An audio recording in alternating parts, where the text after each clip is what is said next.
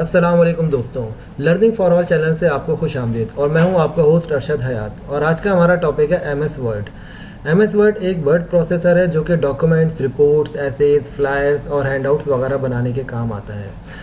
MS word हमारे desktop के ऊपर इसका आइकन है और जब हमने इसको डबल क्लिक किया तो एमएस वर्ड की ओपन हो जाएगी विंडो।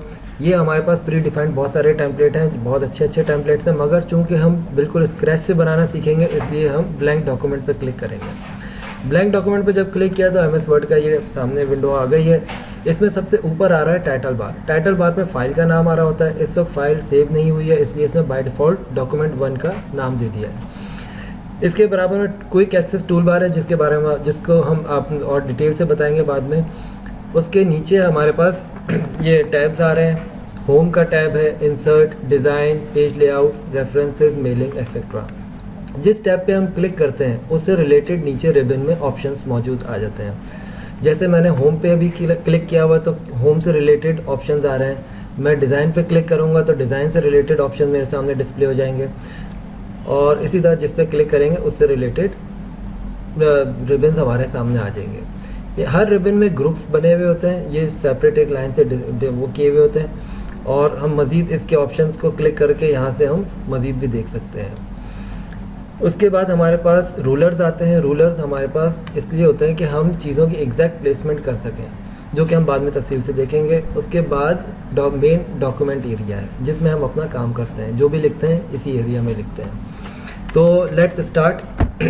सबसे पहले आई लव माई कंट्री, ये मैंने यहाँ पे टाइप किया।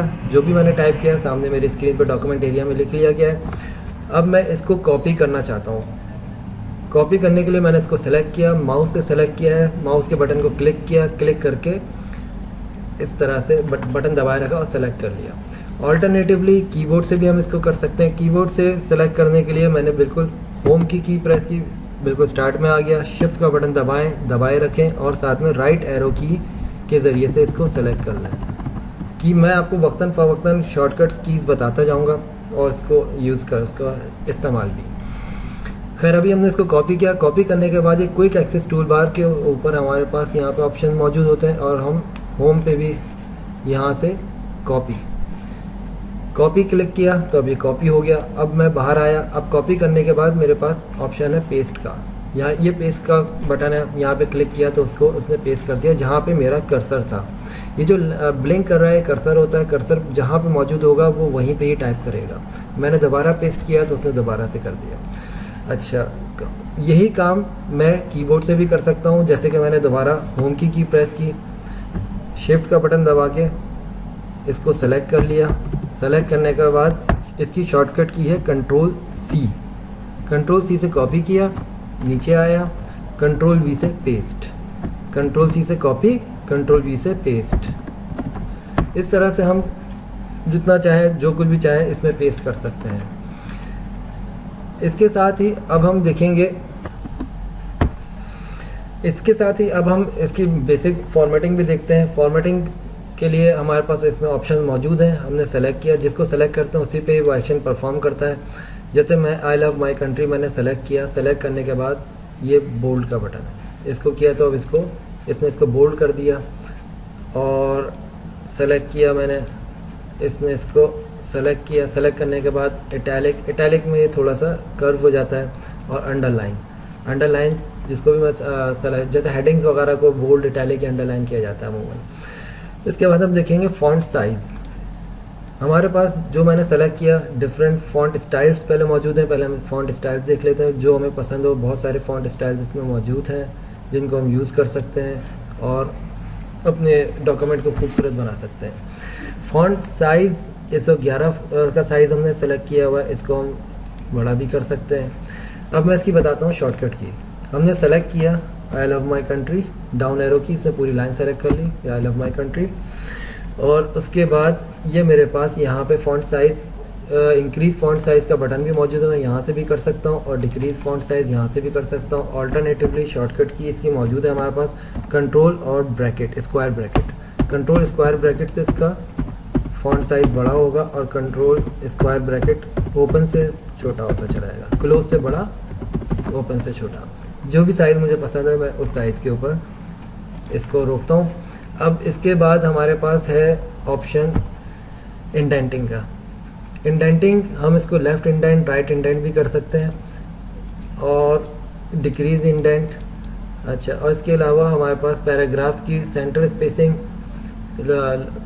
सेंटर अलाइन, ये है राइट अलाइन और ये है लेफ़्ट अलाइन।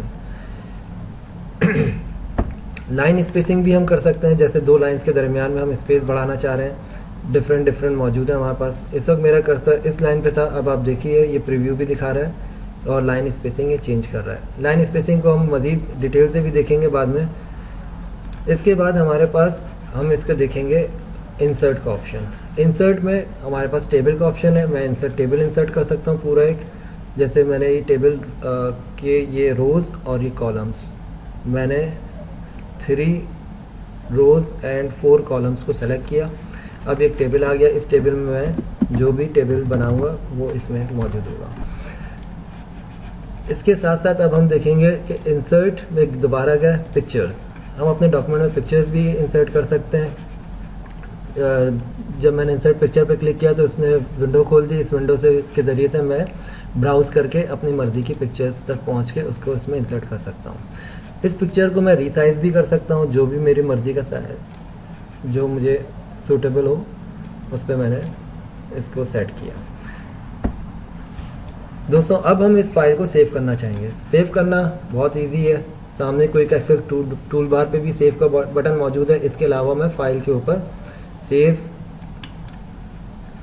और सेव एज में ये फ़र्क है कि फर्स्ट टाइम जब सेव करते हैं तो सेव एज पहले से सेव शुदा फाइल को किसी और नाम से सेव करना चाह रहे हो तो सेव एज को यूज़ करें। अभी मैंने सेव पे क्लिक किया है और मुझसे लोकेशन पूछ रहा है कहाँ पे, तो मैंने कहा डेस्कटॉप पे। डेस्कटॉप पे मैंने इसको माई फाइल का नाम दिया। माई फाइल का नाम देके मैंने इसको सेव कर लिया। सेव करने के बाद मैंने ये क्लोज़ के बटन से इसको क्लोज़ किया। ये पहले से सेव हुई भी है, लिहाजा मुझसे पूछ नहीं रहा, वरना ये पूछता है कि आप सेव करना चाहते हैं, do you want to save, yes करके मैं सेव कर सकता हूँ। माई फाइल के नाम से एक फ़ाइल यहाँ पे बन गई। इस फाइल को मैं दोबारा खोल के देखना चाहूँगा लेटर ऑन जब भी मैंने यूज़ करनी हो, और ये मेरी फ़ाइल बन गई। अगर मैं इस फाइल को प्रिंट निकालना चाहूँ तो ये भी बहुत ईजी है। यहाँ पर हमारे पास ऑप्शन में मौजूद है प्रिंट का। प्रिंट पे क्लिक किया तो वो पूछ रहा है कि कौन सा प्रिंटर, अगर आपके एक से ज़्यादा प्रिंटर्स हैं तो आप अपनी मर्ज़ी का प्रिंटर सेलेक्ट कर सकते हैं, और नंबर ऑफ़ पेजेस कितने हैं, कॉपीज़ कितनी निकालनी है आपने, जितनी भी, उसके बाद प्रिंट का बटन दबा दें तो ये प्रिंट हो जाएगा। तो दोस्तों ये थी हमारी बेसिक्स ऑफ MS वर्ड। चूँकि ये इस वक्त हम बेसिक्स देख रहे हैं, तफसील से इसको आइंदा बयान करेंगे। अगर आपको ये वीडियो पसंद आई तो नीचे दिए गए सब्सक्राइब बटन पर क्लिक करें और ज़्यादा से ज़्यादा सीखें। शुक्रिया।